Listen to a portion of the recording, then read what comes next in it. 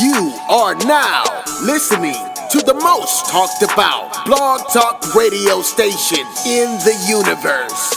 Walk in his ways, Impact Voice Radio. Be prepared to have your mind stimulated, your spirit elevated in ways you couldn't even imagine. Introducing your host and the mastermind behind this unforgettable experience, Ferman Jackson Jr. You will not be disappointed. Let's go!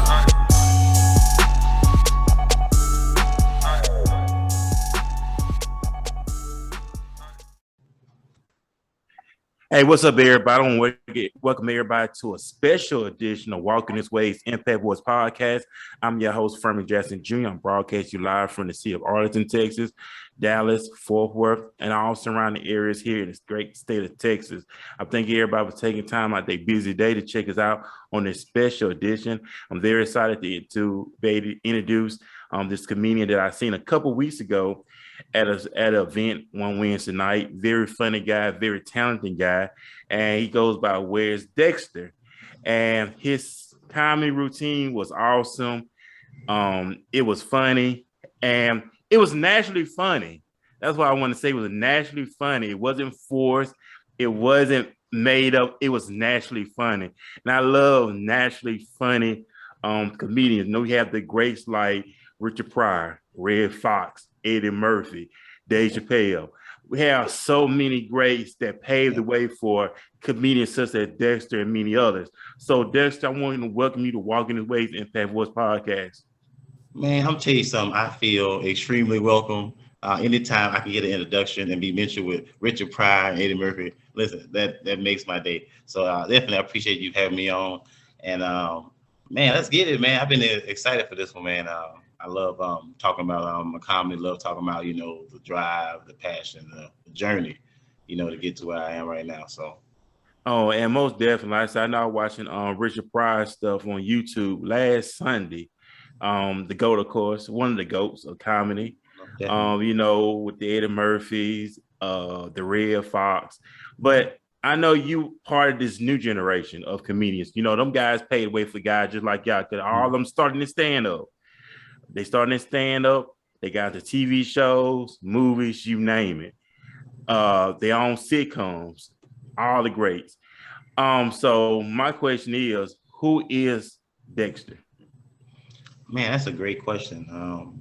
I'm tell you something, man. I'm just a regular old guy. I just happen to enjoy making people laugh. I think from a very young age, that's really where it starts. You at the barbecue and hey, come on here, boy, and do that little dance. Like, that's pretty much what it was, come on here and tell them little jokes you do. And just even in that little childlike, innocence of it, I found that passion and want to, I like making people feel good. Day is going wrong. Tell a joke, you pep up a little bit. Like, I think that's part of life, we gonna all go through stuff. But, the other side is that, can I bring some joy, some laughter, a little bit of like, forget about what you're going through type vibe, and go from there. So, and most definitely, we know that we are in some trying time. We know we got the pandemic going on with COVID, exactly. Of course. We know people lost jobs, small businesses got hit. But when this time happened, did you and other communities took advantage of this time to keep people laughing? We know that the suicide rates went up that year, but in the midst of that pandemic, how did you and many other comedians kept on working?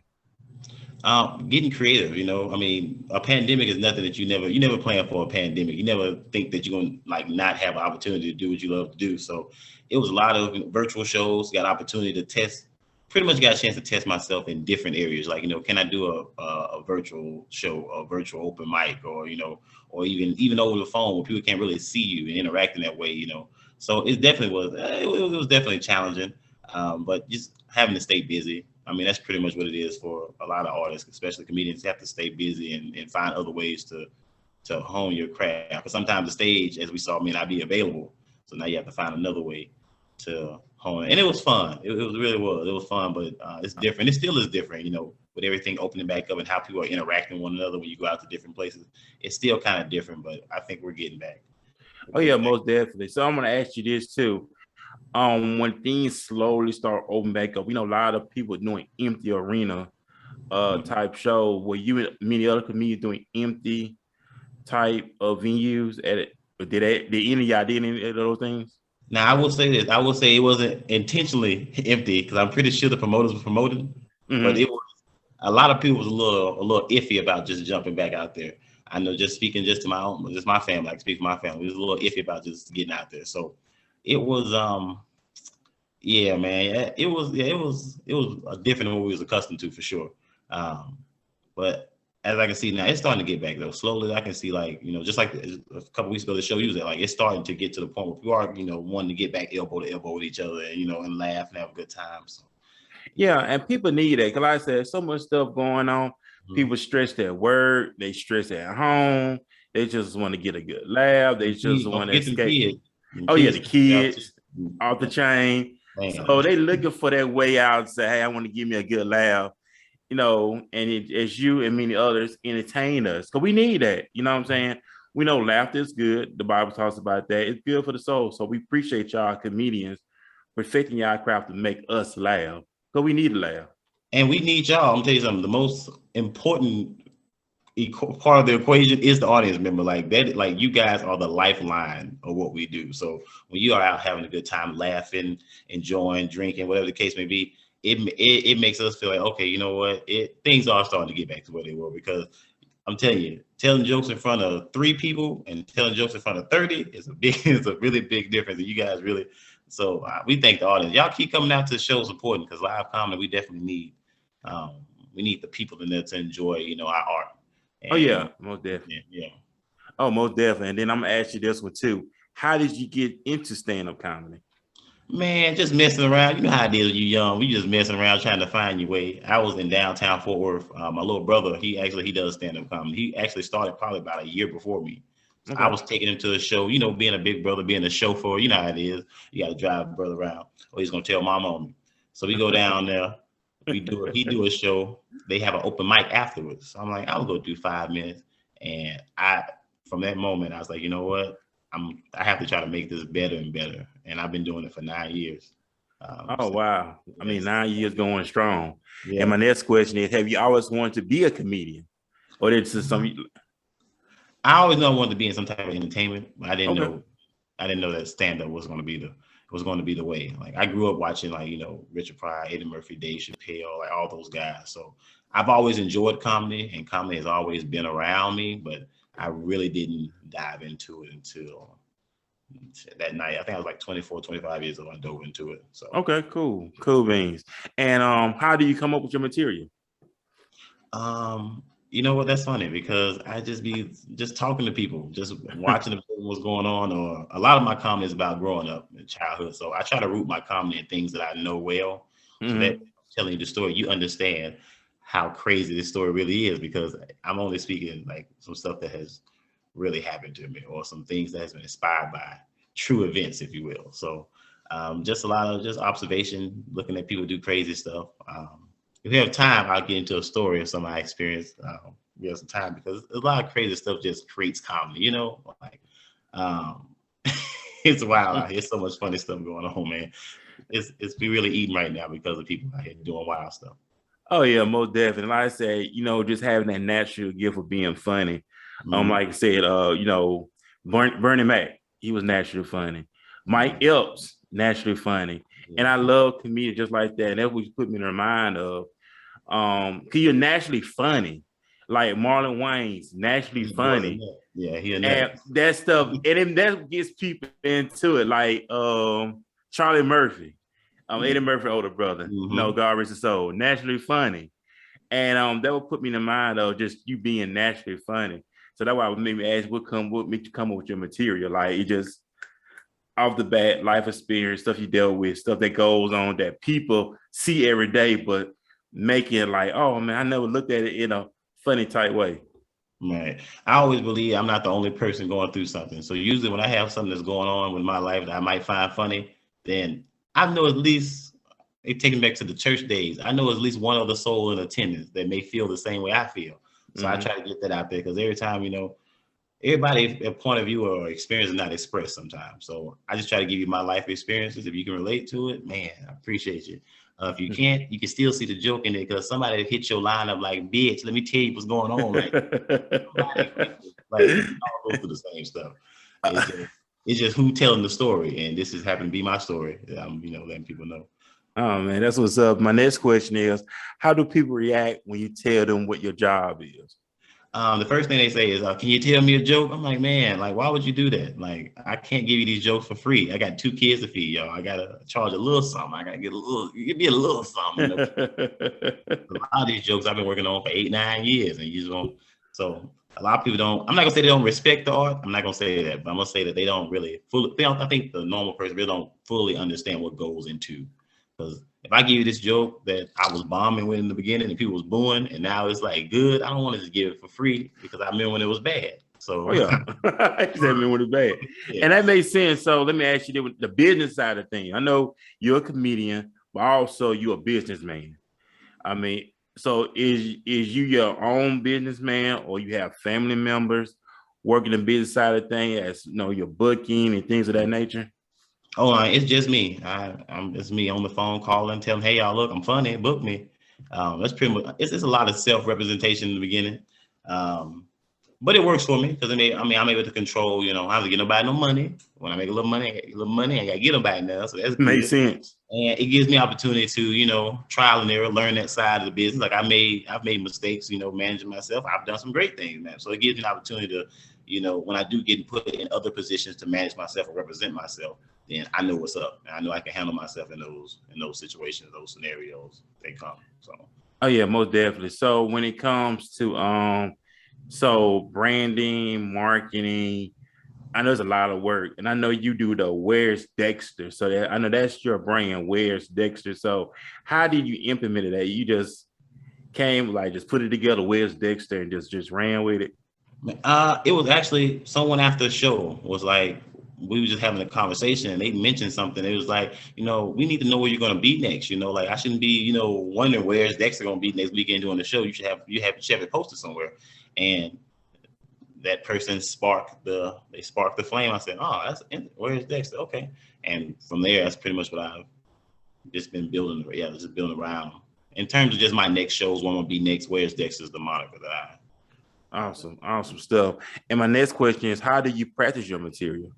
I talk to myself all the time. Like I'm pretty sure if people would have a day in the life of Dexter and see how much I talk to myself, y'all might call somebody on me. I'll be literally just be sitting and just having full blown conversation with myself. I just have to get it out and hear it. I think the biggest thing for me is that I have to hear it.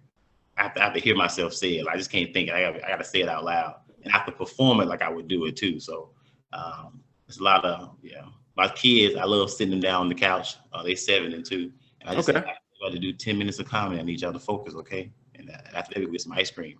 And they usually make it through some of it. I don't do all of it, but they're enough to let me know if it's funny. So, yeah.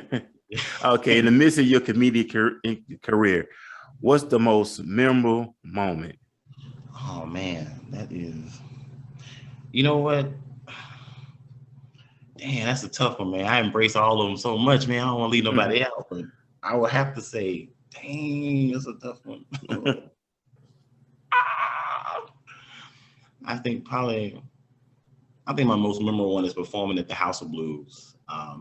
There was a burlesque show after the comedy show. It was probably maybe about over 1,100 people in there, and just being able to host that event and be on stage in front of many people and have and then make them laugh. It was probably a night I won't forget. I won't forget that. That was pretty cool. And most definitely. Then I'm gonna ask you another one. If you could sit down with the top 5 comedians, how would that be? The top 5. You wanna know who I would sit down with, or who? Matter of fact, I'm gonna say this. What 5 comedians would you love to do a tour with? Oh man, if I had to do a tour with 5 comedians, wow, that'd be great. I definitely got to have Cat Williams on there. Cat Williams is one of my all-time great comedians. I got to have Cat Williams on there for sure. Have to have Eddie Murphy, but it has to be raw Eddie Murphy. It can't be Eddie Murphy now. It has to be Eddie Murphy. Raw Eddie Murphy. Yeah, it has to be that particular one. It got to be Eddie. 90s Chris Rock. Like I got like certain years, like Got you. Kevin Hart for sure, and Okay. Damon Wayans. Damon Wayans, I love Damon Wayans. Oh yeah, Dame Wayne was funny. He's one of my top 5 all-time comedians, so I gotta put Damon in there. Oh man, that's what's up right there. Then my next question is, in school, was you always would you ever see was you like the class clown in school, or you just the most like serious guy? How was it? It know what? It didn't always start off as class clown. Like my first 2 years in high school, I'm talking like church mouse quiet. Like people didn't even know I was there. Like I was so quiet. And then my 11th grade year, just a flip just switched. Yeah, I was in the lunchroom. The guy, he was roasting me. He was talking about shoes, and something just snapped at me. I said, "Well, I know you ain't talking to get your." And then from there, I think that's really what woke me up, because before I was really quiet, docile. You know, somebody say something, I'm like non-confrontational. Like, "Oh no, please, not me. I don't want no problems, right?" But he was talking about shoes. My mom worked hard to buy me them shoes. You can disrespect me, but don't talk about my mama's effort. So, ever since that day, it's been on. So. Awesome then. And then my next question is, what is the thing that you would not joke about? We know we in the generation now that people want to erase people. You know, people are very offensive now. Back in the day, when you had Richard Pryor and like the Raw Eddie Murphy and all them, they were talking about everything. People were laughing at it. But now you talk about certain things. Oh, I'm offended. So what things will you not joke about? I don't think, you know what? I don't think of it. Like, I don't think there's anything I wouldn't joke about. It's just the things that I like to joke about. I think they naturally carry like a goofiness or like a absurdity to it. Like, okay, like I know he's just talking shit. Like people like somebody can be talking shit about somebody. They know like he ain't trying to be harmful. I mean, he ain't trying to harm that person. He's just being Dexter. He's just being crazy. He's just talking shit. So I think that I don't think there's anything I wouldn't talk about, but you know, if I'm inspired to talk about anything, I feel obligated to speak on it, just because I have so far to this point in my career. Man, that's what's up right there. And I know you're a busy man, of course. I know you got a lot of touring, you got a lot of shows coming up. So what shows you have coming? I know we got the holidays coming back up again. So are there any holiday shows that we need to be looking out for? Any special appearances? I'm glad that you asked that. Yes, I have a show next. Actually, I have 2 shows next Friday and Saturday. A venue that I have in Hurst, Texas. It's going to call the 12 Comics of Christmas, and it's going to be broken into 2 parts. So Friday night I have 6 comics, Saturday night I have 6 comics, and I have 2 headliners to pretty much wrap the shows up both nights. But listen, they can see me. We live. They can see me. If y'all not doing nothing next Friday, come fuck with me. I'm trying to tell you, it's gonna be funny. I got some of the funniest comedians in the city, and the tickets are $10. What? Come on, you about to get some laughs that's gonna bust your gut for $10. That's like 2 4-for-4s with an extra side of nuggets. I'm like, listen, come out there. We're gonna have a good time. I'll get the information to you. It's gonna be in Hurst, Texas. You know what? I'll get with you and get the information to you. Most definitely. Yeah, so you guys let people know like it's gonna be a great show. We're gonna have a good time. We're gonna make people laugh, and then we're gonna get home. Yeah, because $10, and $10 ain't nothing. Back in the day, they would took that $10 and got them a hooker or something. I don't know. According to my granddad, he got 14 loaves of bread, a Cadillac, 2 D batteries. He paid his rent for the month. I'm like, for $10, granddaddy. But so let me ask you this. I'm gonna ask my last final question. And what is your goals when it comes to your work and it comes to your business? I know you are a father, and I know fathers want to get their children set up for the future. Like the Bible says, a good man leaving hands for children. So what are your goals when it comes to your comedy? I know, is it TV? Is it movies? Netflix? All the top comedians going to Netflix now. So Netflix is the move. I ain't gonna lie. Pay pretty big too. They pay millions of dollars to Netflix. They listen, Netflix. Hey, hit me. I'm telling you, I'll do it too. I think my biggest goal right now is because I've always tried to control exactly what I want to do in comedy, and there are so many different lanes. And I don't really want to limit myself. Like I love the stage. But also, I also enjoy doing skits. I enjoy acting. I enjoy, the other aspects of comedy as well. So I think my biggest goal is to, I guess, for this year moving forward and even beyond, is just to be just go out there and just do and just let my talent rise to the forefront, and not hold it back. I mean, I love comedy. I love stand-up comedy. That's my baby. I love her. I love you, girl. You hear me? I love her to death. But, there's other aspects of it that I need to get out there and indulge myself in. I feel like I'll see some success there. So not limiting myself, I guess, moving forward will be my biggest goal, because I think that the comedy is there. I think it's relatable, but now I just have to get the other aspect of just, bringing in everybody, because everybody digests comedy differently. Some people may like a good movie. Some people may like going to see a live show. Some people may like, reading a funny article. So just finding ways to just put my impact on across all areas of comedy, instead of just the stage. Man, that's awesome. And I'm gonna ask you this one too, when it comes to booking. And I say this all the time on my podcast. People support people they doing, pay money. They work, they perfect their craft, and it takes time. And I encourage everybody, hey, take money, pay for these great shows that's coming up. $10 ain't nothing. You take that $10, go buy hamburgers and French fries and everything else. Yeah, we. Oh, they gonna go crazy. I can get you high off the comedy. You be leaving there like, oh, yeah, I'm telling you, we doing it. So one more time, there's a plug of what you got going on, my brother, and may God bless you. May you continue being successful in all that you do, and continue doing great things through the state of Texas and all surrounding areas, my brother.